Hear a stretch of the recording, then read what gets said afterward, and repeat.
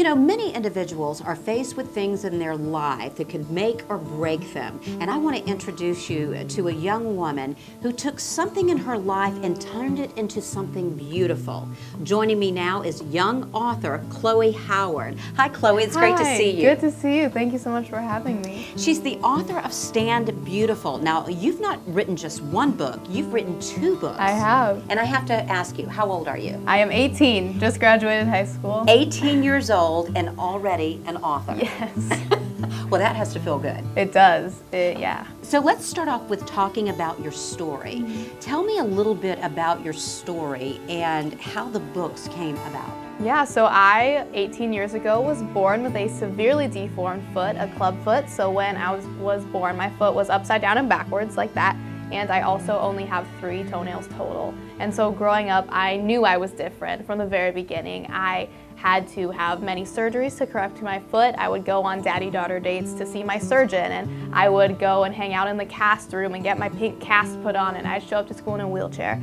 But I loved it. I felt like I had a secret superpower. I felt different in a way that my friends weren't, and I loved it. Up until at age 14, I was assaulted on my high school campus because of my foot deformity.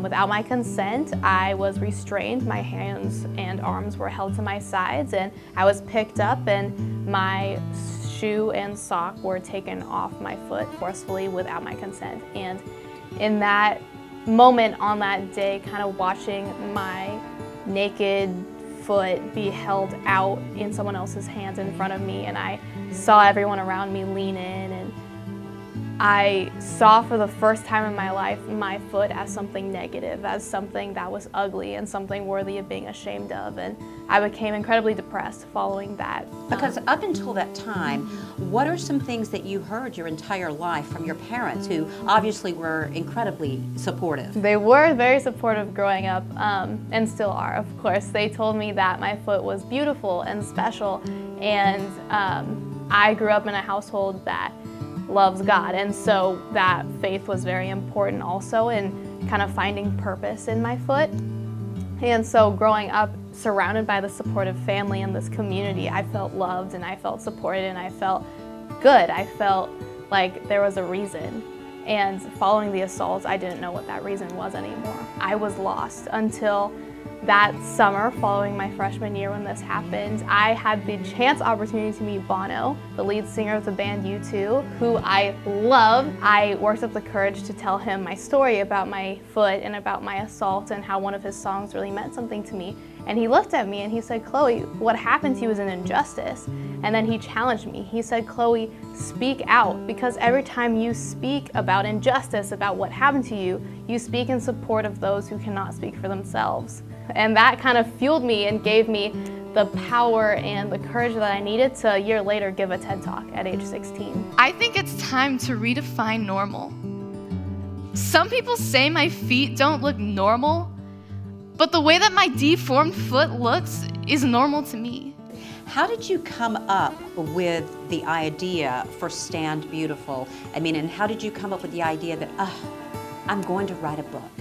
That's what I'm going to do. That's how I'm going to handle the challenge that I've been tasked with. After my assault, I was really, really hurting. And every single morning, I would wake up and look down at my deformed foot, and I'd be like, no, like, why is this attached to the bottom of my left leg? Like, I hate this. But for whatever reason, I don't know when I started it or why, I would get home from school every day and go up to my room and take a Sharpie and write the word beautiful on the inside of my foot along one of the biggest scars on my foot. And it kind of became this thing that I did, and it was kind of like a mindless act, but slowly but surely, I began to associate the idea of beauty with my deformity.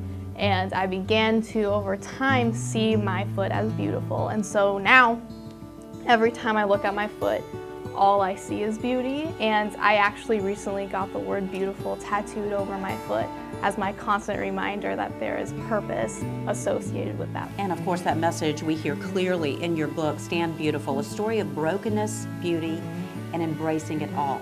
So this book, tell me a little bit about this book first that you wrote and who it's geared towards. Yeah, so this book is marketed as a young adult book, YA, but I believe that the message of self-acceptance and love and anti-bullying and hope is one that isn't just for girls, it's also for boys. It isn't one that's just for the teenage age group, it's also for adults, because everyone needs to know that they're perfect just the way they are, that they can choose to see themselves in their brokenness as beautiful. At root, the story, which is mine, that I talk about in this book, is about finding beauty through brokenness, how amidst all the brokenness that is our world now, there is still hope to be found, and we can look at all of our brokenness and see it as beautiful. Well, you're certainly a beautiful person. You know, a lot of viewers watching right now, and maybe they're sitting there completely relating to your story, and they want to get their hands on your book. What would you say to an individual out there who may be sitting there thinking that they have been faced with some of the same things? Or maybe they're sitting there thinking, gosh, I wish I could be an author, but they're scared to do it. What would you say to that person out there watching? Well, I would say that, you know, after my assault, I felt incredibly alone in what I was going through. So primarily, you are not alone. You never are alone. You never have been alone, and you never will be alone, because there are so many people going through what you're going through. And that's one of the other messages that I wanted to convey in this book, that sure, maybe you weren't born with a clubfoot and maybe you weren't bullied in the same way that I was, but we all have stories. Stories that we need to hear and stories that we need to tell.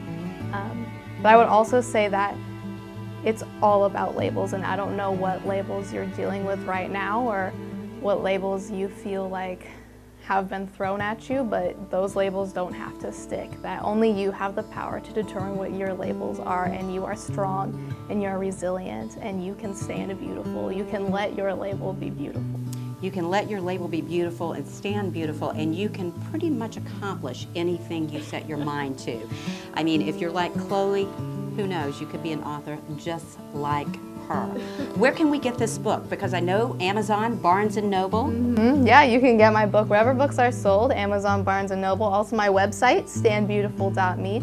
You can also learn more about my journey on Instagram or Facebook at @IStandBeautiful. And you can use hashtag #IStandBeautiful to share your own story, how you are standing beautiful in your own life. Well, I'm going to continue to keep up with you, because I think we're going to be hearing a lot about Chloe Howard as we go into the future. Chloe, I want to say thank you for joining us Of course. on the bridge today. It was great to see you. Thank you so much for having me.